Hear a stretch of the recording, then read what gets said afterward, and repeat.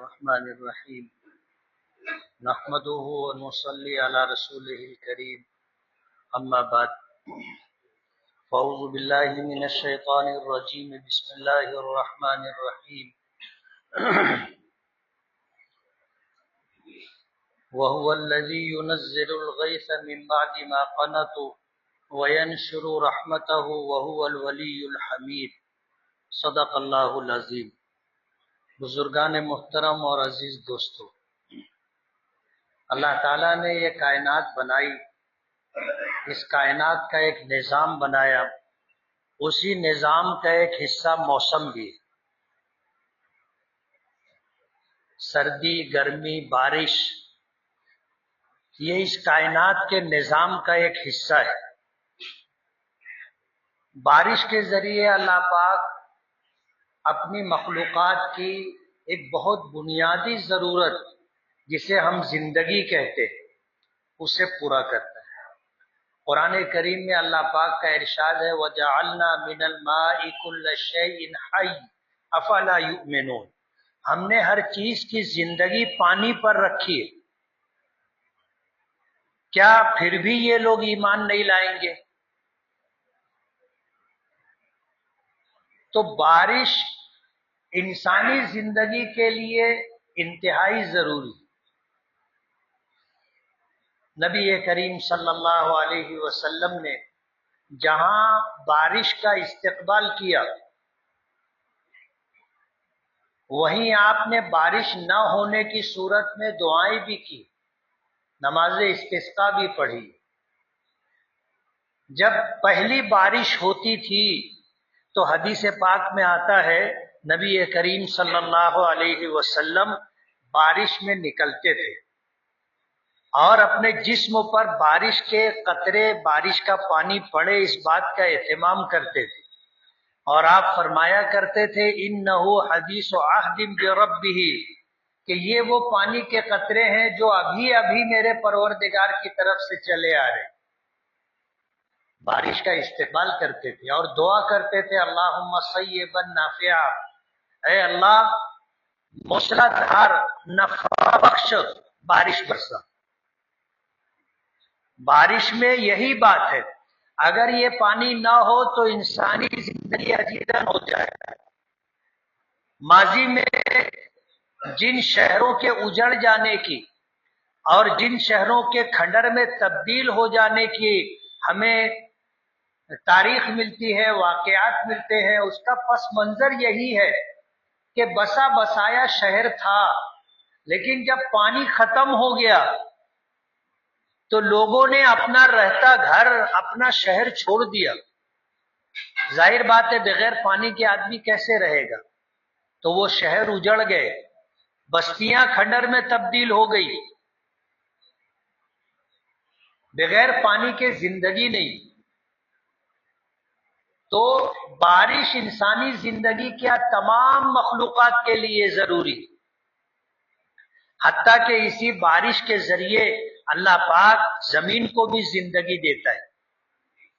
یہ بالکل خشک ہو جاتی ہے، ریگستانی صحرا کی شکل میں ہوتی ہے، اللہ پاک بارش برساتے ہیں اور آپ دیکھو ابتدائی بارش کے بعد پوری زمین سرسبز و شاداب ہو جاتی، اور یہی پانی زمینوں میں اترتا ہے، تالابوں میں، دریاؤں میں، ندیوں میں یہ پانی آتا ہے، اور اس کی وجہ سے زمین میں پانی کا ایک اچھا ذخیرہ ہو جاتا ہے، جو پانی لوگوں کی سال بھر کی ضرورت پوری کرتا ہے۔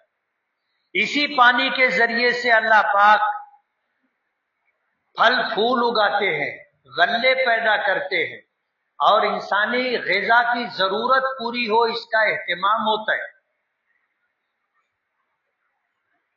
تو بارش انسانی زندگی کے لیے انتہائی اہم اور ضروری ہے۔ حضور پاک صلی اللہ علیہ وسلم نے بارش جب ہوتی تھی تو اس کا استقبال کرتے تھے اور فرماتے تھے اللہم صیبا نافعا، اے اللہ موسلا دھار نفع بخش بارش برسا۔ کبھی ایسا بھی ہوتا تھا کہ بارش زیادہ برستی تھی، پانی زیادہ آتا تھا، لوگ پریشان ہو جاتے تھے، تو حضور نے اس کے لیے بھی دعا کی کہ اللہم حوالینا ولا علینا، اللہم علی الاکام والضراب وبطون الاودیہ ومنابت الشجر، کہ اللہ بارش برسا، نفع بخش بارش برسا، لیکن ہم پر نہیں، ہمارے اطراف میں، حوالینا ارد گرد بارش ہو، پہاڑوں پر بارش ہو، وادیوں میں بارش ہو، اور جہاں درختوں کے لیے پانی کی ضرورت ہے وہاں پر بارش ہو، وادیوں میں، نہروں میں، دریاؤں میں، جنگلات میں، پہاڑوں میں بارش ہو۔ حضور دعا فرماتے۔ بخاری شریف کا ایک واقعہ ہے، حضور پاک صلی اللہ علیہ وسلم جمعہ کا دن تھا، خطبہ دینے کے لیے منبر پر تشریف فرما ہوئے، دیہات سے آئے ہوئے ایک شخص نے کھڑے ہو کر کے گزارش کی، اللہ کے رسول ہلکت الاموال،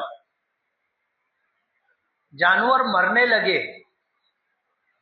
کھیتیاں اجڑ گئی ہیں، پانی نہ ہونے کی وجہ سے زندگی گزارنا مشکل ہو گیا ہے، آپ اللہ سے دعا کریں کہ اللہ باران رحمت کا نزول فرمائے۔ حضور پاک صلی اللہ علیہ وسلم نے خطبے میں دعا کی، اللہم اغیثنا، اللہم اغیثنا، اللہم اغیثنا، اے اللہ ہماری مدد فرما، اے اللہ ہماری مدد فرما، اے اللہ ہماری مدد فرما، اور پانی کی ہماری ضرورت پوری فرما۔ بارش بھی کیسی، غیثم مغیثن، بارش آئے اور ہماری مددگار ہو، ہماری ضرورتوں کی تکمیل کرنے والی ہو، نافعا نفع بخش بارش ہو، غیر ضار، بارش ایسی نہ ہو جس سے ہمارا نقصان ہو جائے،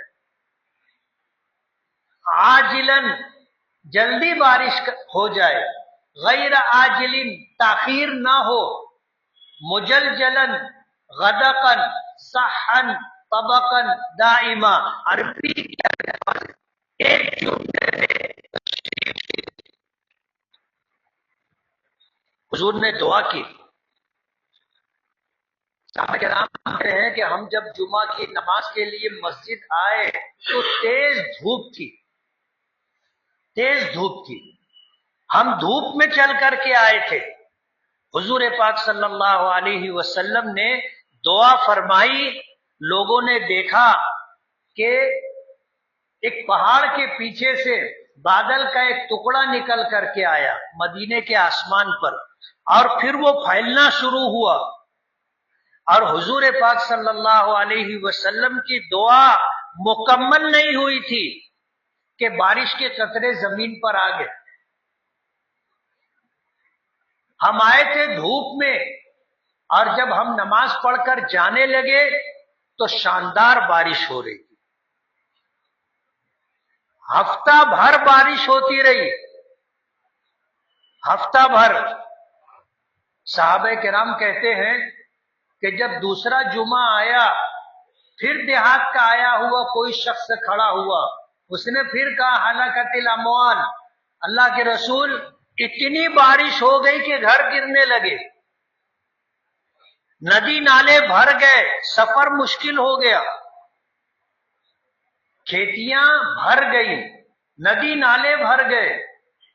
اب یہ کثرت بارش کی وجہ سے اب جانی مالی نقصان ہونے لگا۔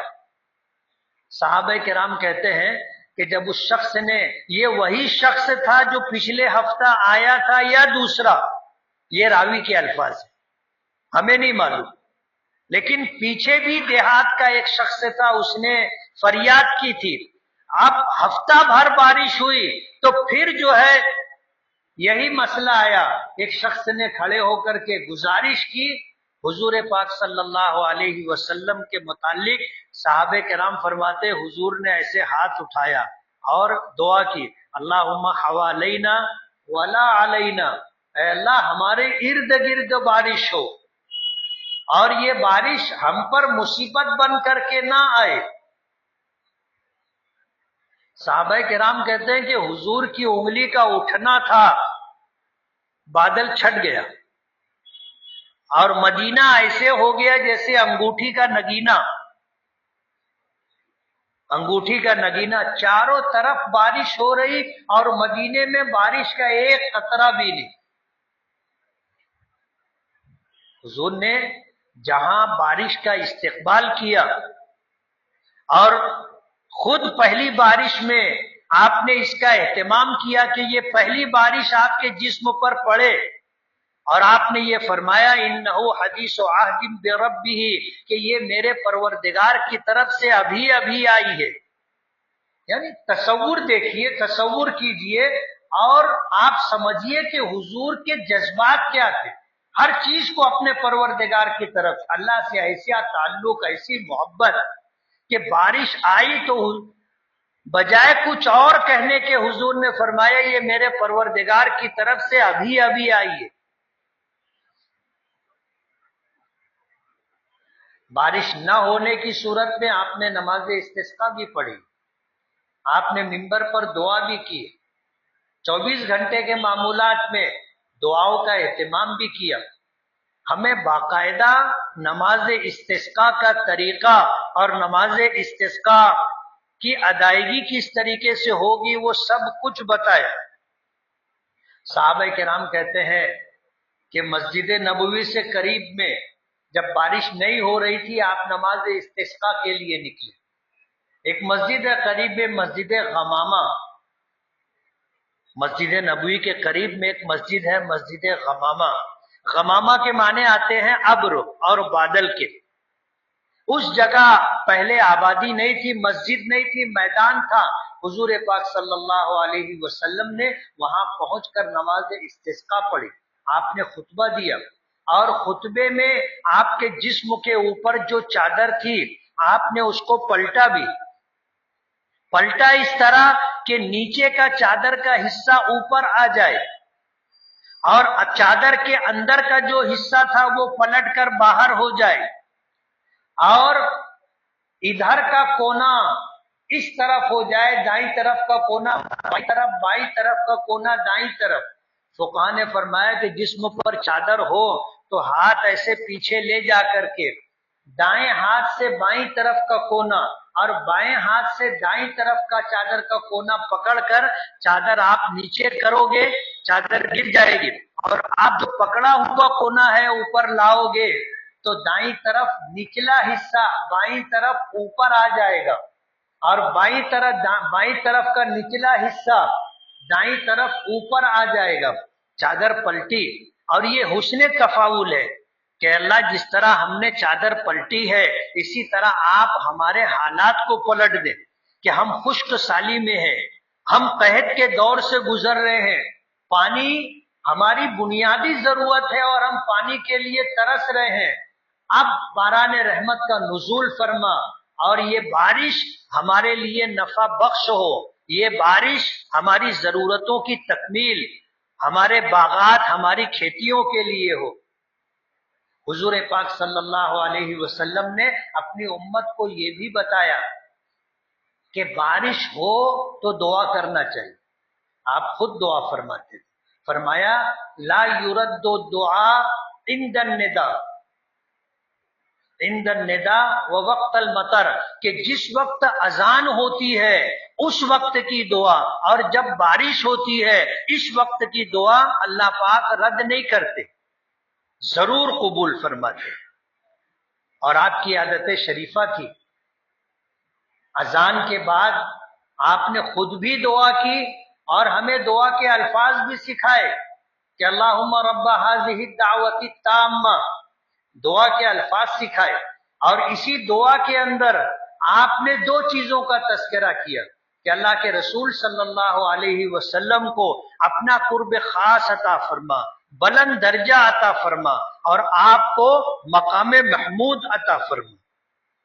مقام محمود آپ فرماتے ہیں اللہ کے نزدیک ایک خاص مقام ہے، اور وہ مقام اللہ اپنے بندوں میں سے کسی ایک بندے کو دے گا، اور مجھے امید ہے کہ وہ بندہ میں ہی ہوں گا جسے اللہ پاک مقام محمود عطا کریں گے۔ محمود کے معنی قابل تعریف، ایسی جگہ اور ایسا مقام جو پوری دنیا انسانیت کے نزدیک قابل تعریف ہوگی۔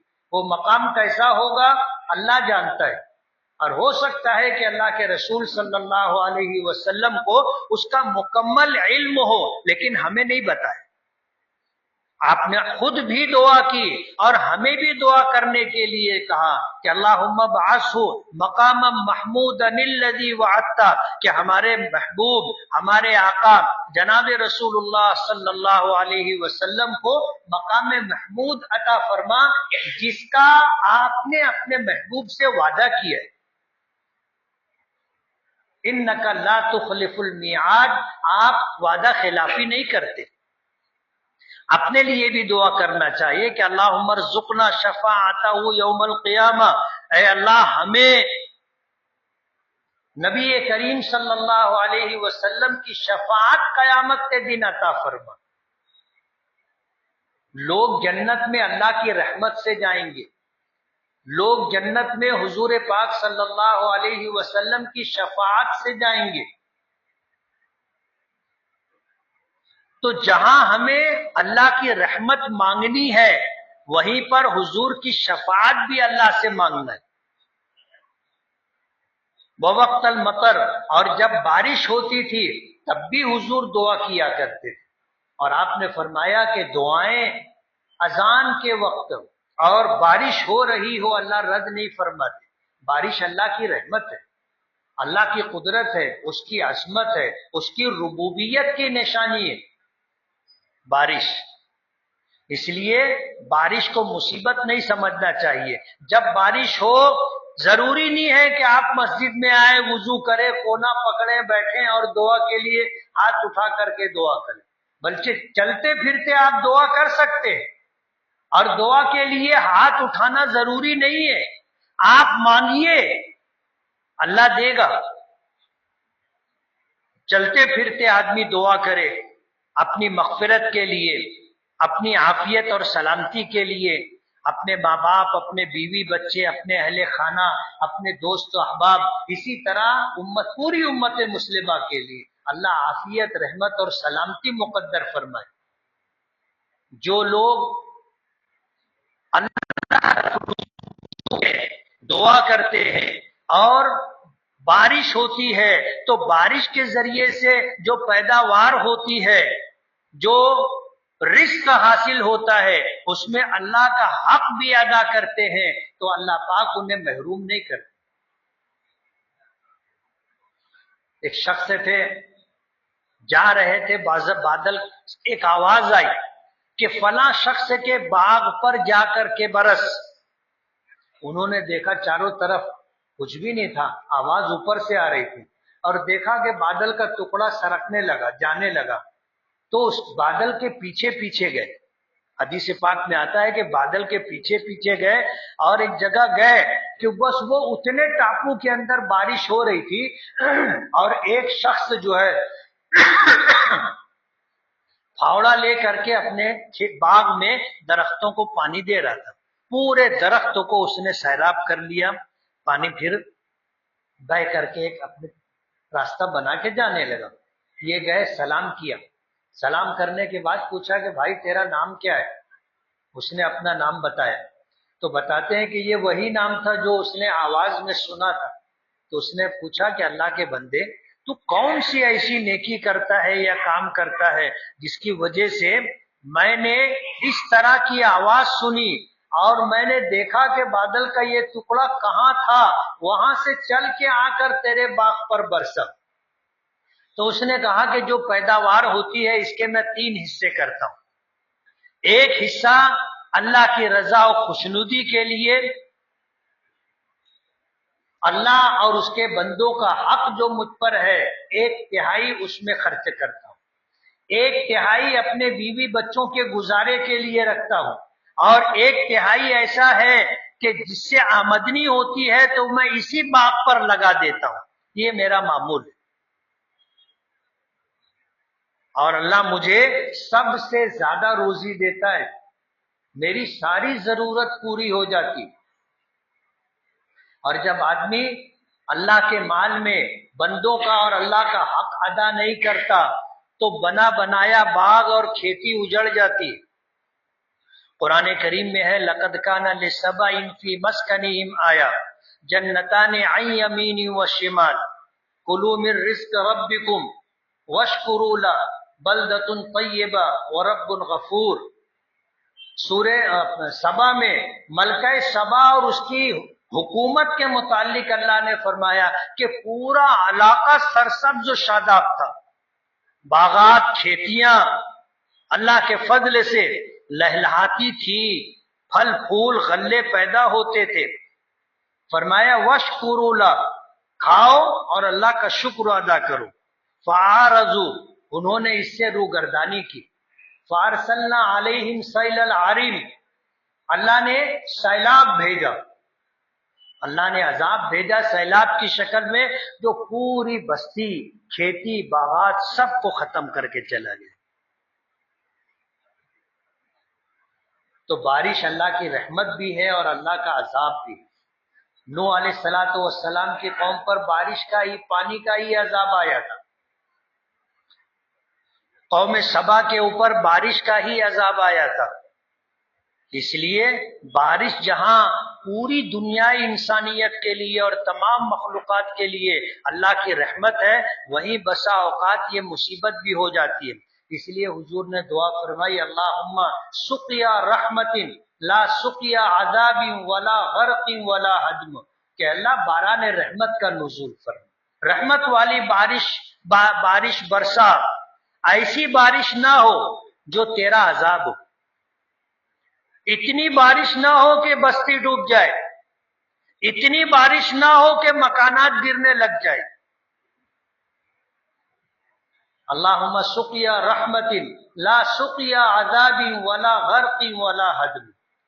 تو بارش اللہ کی رحمت ہے اور دعاؤں کی قبولیت کا وقت ہے۔ ایسے موقع پر جب اذان ہو جائے تو دعا کرنا چاہیے، جب بارش ہو رہی ہو تو دعا کرنا چاہیے۔ یہ وہ وقت ہوتا ہے جب اللہ دعاؤں کو رد نہیں کرتا۔